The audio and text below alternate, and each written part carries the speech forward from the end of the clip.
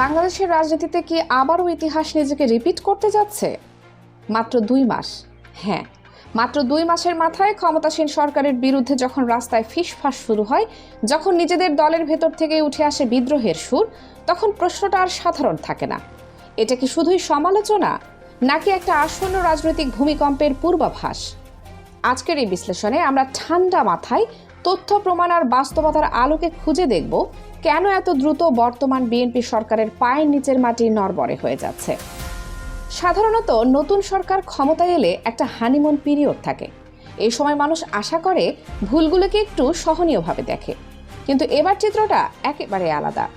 ক্ষমতায় আসার মাত্র 2 মাসের মধ্যেই সরকারের বিরুদ্ধে শুধু বিরোধী দল নয়, বরং দেশের সুশীল সমাজ, এমনকি নিজেদের দলের ভেতর থেকেও শুরু হয়ে গেছে তীব্র সমালোচনা। এটা কি স্বাভাবিক, নাকি এটা ইঙ্গিত দিচ্ছে ভেতরে ভেতরে কিছু একটা বড় সমস্যা তৈরি হচ্ছে? প্রথমে আসা যাক দেশের অন্যতম প্রভাবশালী কণ্ঠস্বরের দিকে। খ্যাতিমান আলোকচিত্রী ও নাগরিক সমাজের আইকন ডক্টর শহীদুল আলম, যিনি দীর্ঘ 15 বছর ধরে স্বৈরাচারের বিরুদ্ধে ছিলেন অন্যতম সোচ্চার মুখ। কিন্তু সেই মানুষটি এখন বর্তমান সরকারের প্রতি চরম অসন্তোষ প্রকাশ করেছেন। জাতীয় প্রেস ক্লাবে দাঁড়িয়ে তিনি স্পষ্ট ভাষায় বলেছেন, আপনারা যে বলেছিলেন মানুষ তা বিশ্বাস করেই আপনাদের সুযোগ দিয়েছে, কিন্তু সেই বিশ্বাস ভেঙে ফেলবেন না। এবং তারপর আসে সেই ভয়ঙ্কর লাইন, আগের সরকারকে যদি সরানো যায়, এই সরকারকেও সরানো সম্ভব। একটু ভেবে দেখুন, একজন আন্তর্জাতিকভাবে সম্মানিত অধিকার কর্মী যখন সরাসরি সরকার পতনের সম্ভাবনা নিয়ে কথা বলেন, তখন সেটাকে কি হালকাভাবে নেওয়া যায়? শুধু শহীদুল আলম নন, দেশের আরও প্রভাবশালী বুদ্ধিজীবীরাও এখন একই সুরে কথা বলছেন। অর্থাৎ যে ইন্টেলেকচুয়াল শিল্ড এতদিন বিএনপির পাশে ছিল, মাত্র 2 মাসেই সেটা এখন হয়ে গেছে সমালোচনার সবচেয়ে শক্তিশালী প্ল্যাটফর্ম। এটা রাজনৈতিকভাবে অত্যন্ত বড় একটি সিগন্যাল। কিন্তু আসল ভূমিকম্পটা ঘটছে অন্য জায়গায়, নিজের দলের ভেতরে। রাজধানীর বনানীতে একটি অনুষ্ঠানে বিএনপির হেভিওয়েট নেতা ও মন্ত্রী আব্দুল আওয়াল মিন্টু যে বক্তব্য দিয়েছেন, তা কার্যত একটি সতর্ক বার্তা। তিনি বলেছেন, ভালো রাজনীতি ছাড়া ভালো অর্থনীতি সম্ভব নয়, আর এই দুইয়ের অভাবেই মানুষ রাস্তায় নামে। এরপর আসে সবচেয়ে গুরুত্বপূর্ণ লাইন, পরিবর্তন না এলে জেনজি নেতৃত্বে আবারও গণ অভ্যুত্থান হতে পারে। একজন চলমান মন্ত্রিসভার সদস্য যদি এমন ভবিষ্যৎবাণী করেন, তাহলে বুঝতে হবে ভেতরের বাস্তবতা কতটা অস্থির। আজকের তরুণ সমাজ আগের মতো নয়। তারা কোনো দলের অন্ধ অনুসারী না।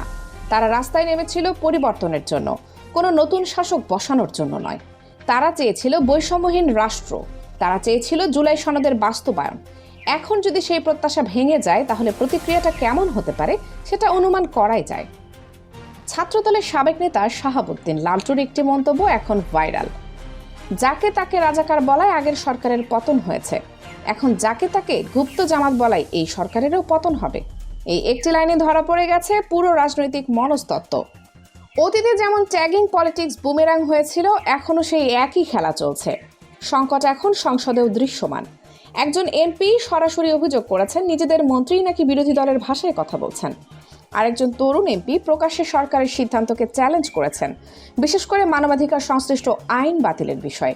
এ ধরনের প্রকাশ্য ভিন্নমত কোনো স্থিতিশীল সরকারের লক্ষ্য নয়। সব সংকটের কেন্দ্রবিন্দু কিন্তু একটাই, জুলাই সনদ এবং গণভোট। নির্বাচনের আগে যেটাকে সমর্থন করা হয়েছিল, ক্ষমতায় গিয়ে সেটাকেই উপেক্ষা করা হচ্ছে, এমন অভিযোগ এখন জোরালো। 2/3 সংখ্যাগরিষ্ঠতা এখন আশীর্বাদ না হয়ে বরং অহংকারের উৎস হয়ে দাঁড়িয়েছে, এমনটাই বলছেন অনেকে। আজ সুশীল সমাজ, তরুণ প্রজন্ম, রাজপথ, এমনকি দলের ভেতরের অনেকেই একই জায়গায় দাঁড়িয়েছে। জনগণের সঙ্গে প্রতারণা করবেন না। যদি এই বার্তা উপেক্ষা করা হয়, তাহলে পরিস্থিতি কোথায় যেতে পারে সেটা আমরা ইতিহাসে আগেও দেখেছি। এখন প্রশ্নটা আপনার কাছে, এই অস্থিরতা কি সত্যি আরেকটি গণ অভ্যুত্থানের ইঙ্গিত, নাকি পরিস্থিতি এখনও নিয়ন্ত্রণে আনা সম্ভব? আপনার মতামত লিখে জানান কমেন্টে। আর এমন বিশ্লেষণ পেতে চ্যানেলটি সাবস্ক্রাইব করে পাশেই থাকুন।